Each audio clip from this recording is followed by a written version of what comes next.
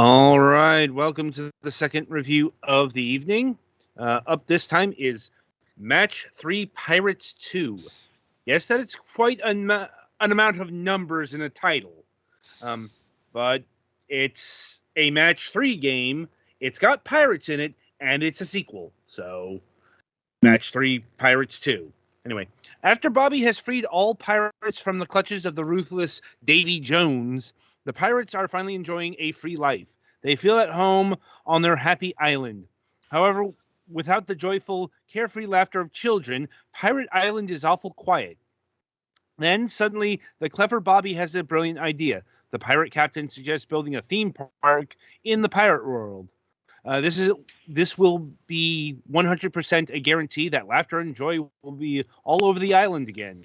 Help the pirates in this cheerful match 3 game to build an amazing amusement park to change the island into a world of adventure and fun.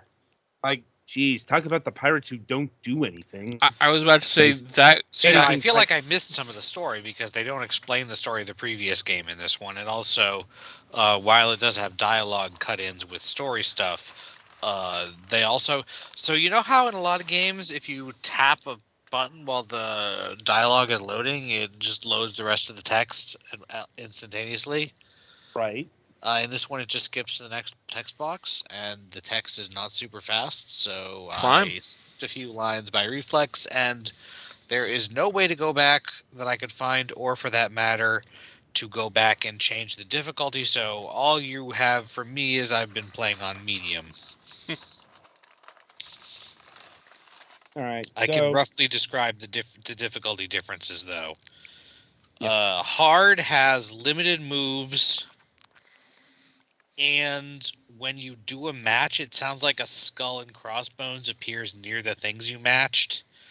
That counts as an obstacle block, I think. Medium doesn't have those, but hard does have the things about. In medium, you have an unlimited number of moves, and the skull blocks don't happen, but there's still other random obstacles, like sometimes a fucking monkey will throw ropes over random things that prevent them from being moved and make them take 2 matches to clear unless you clear out from under them or something. It's been a little bit hard to figure out exactly how that works. And that one can be really frustrating, and presumably later in the game, there are other things like that.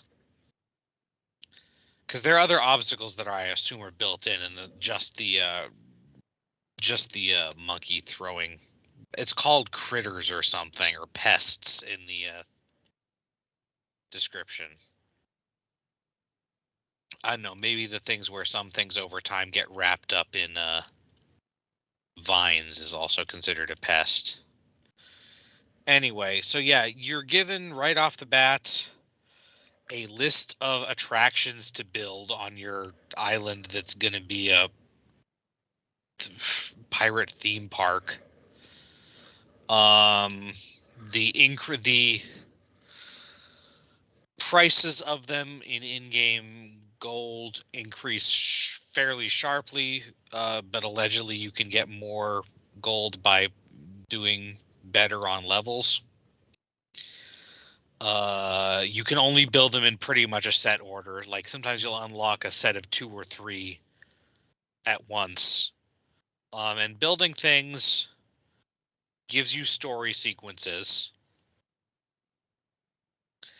And also some of the things that you build allow you to unlock boosts, which is the other thing you can spend your in-game money on.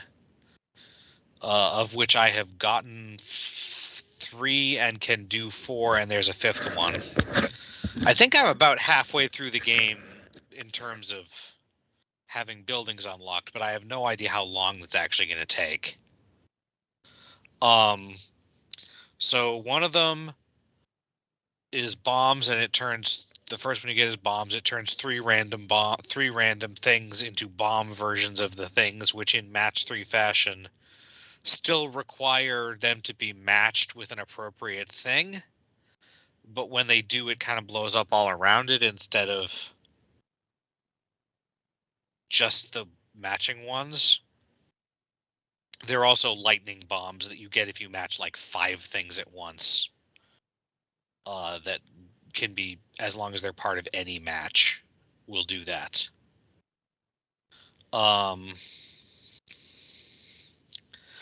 There's a whirlwind that just removes 3 random things, which can be a blessing or a curse.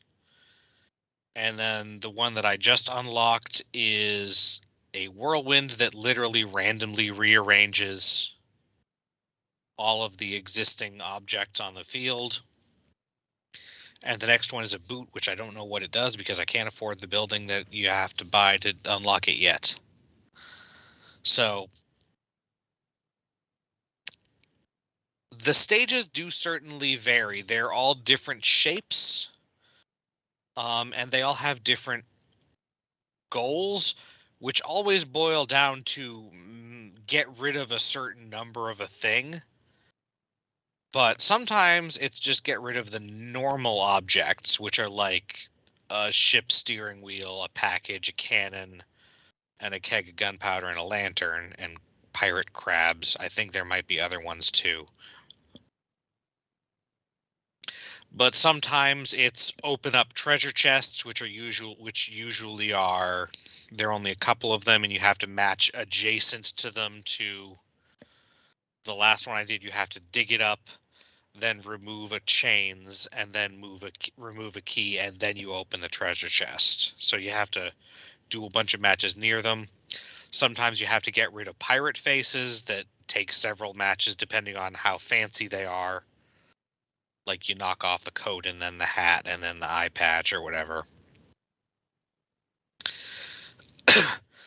There are also the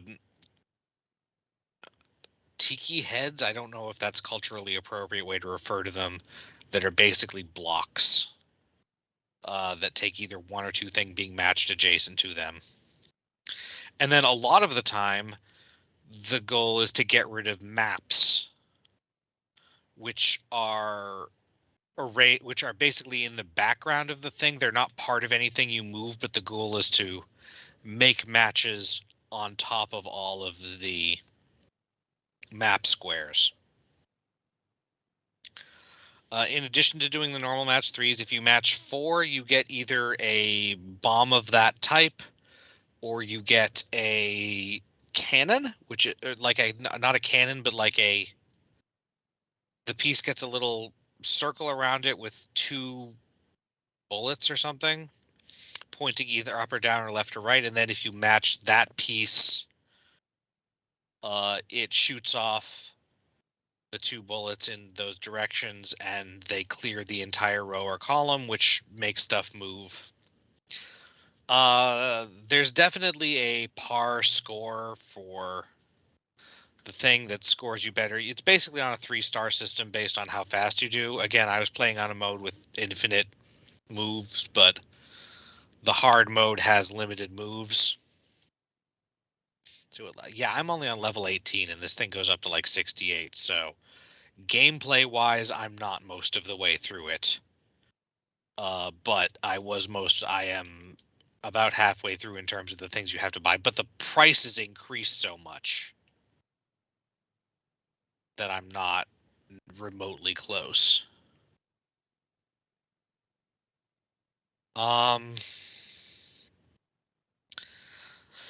So yeah, those are most of the things I've gotten to, at least, or I've seen so far, that I think set it apart from your garden variety match 3 puzzler, which is absolutely the kind of game that it's important to distinguish between the garden variety of, because it's a very popular with a certain type of gamer type of game, you know? Specific type of gamer that isn't a gamer or doesn't consider themselves a gamer. Excuse me, I'm going to cough.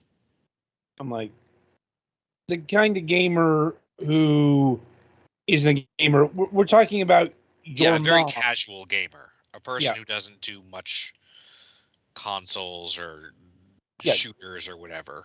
Yeah, think like maybe more 60-year-old lady or something like that. They tend to like these. Yeah. So as far as that goes, it does seem to have a fair amount of distinguishing traits to, make it worthwhile. But ultimately, it is still a match 3 puzzler, so a lot of it will depend on your tolerance for that kind of thing. Me personally, if I stare at these screens for too long, I kind of get locked in one corner and then end up doing terribly. So the further it goes into the game, the harder it is for me to continue playing. Uh-huh. Not just like it gets difficult, like it gets hard to focus on. If that makes sense. I guess it does.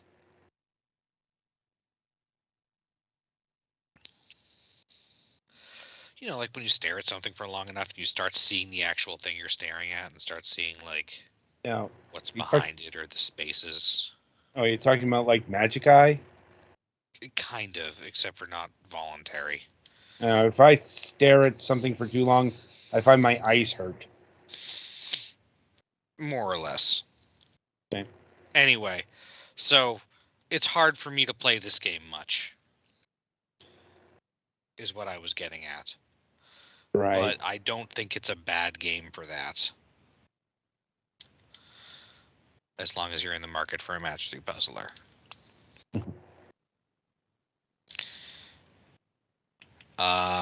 What's the damage price wise on stuffs? $9.99. So part of me wants to say that seems kind of high, but apparently there are a lot of stages of puzzles in this, so you'll be playing it a lot if you want to actually, get everything done. So that probably helps justify the price somewhat.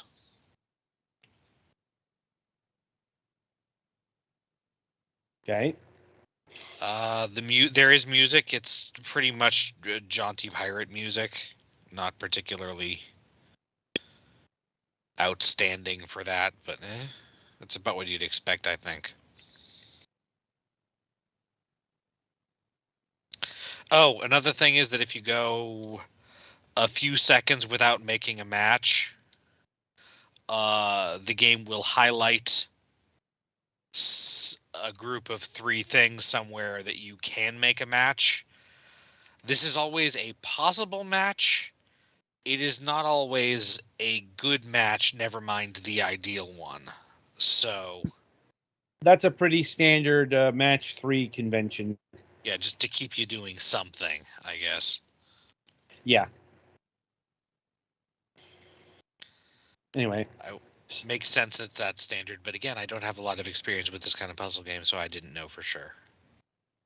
All right. Anyway, anything else? I think that's about all I got.